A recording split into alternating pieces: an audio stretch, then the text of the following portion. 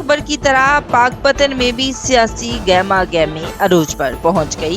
पाकपतन मुस्लिम league नून के panel की press conference में उम्मीदवारों का कहना था कि मरोसी सियासत का खात्मा हमारी अव्वलीन तरजीह है।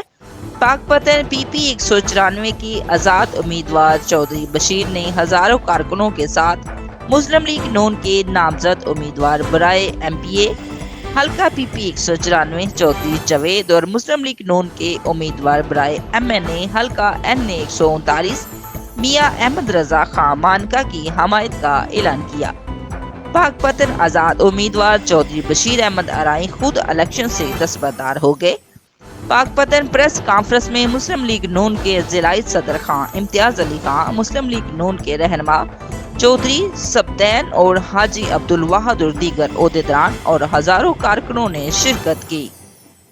मियां अहमद रजा खां मानेका साहब और चौधरी जवेद साहब इन्हां दे इलेक्शन दे विच इन्हां दी भरपूर सपोर्ट करांगा और 1 करोड़ रुपया फंड देने का भी ऐलान करदा।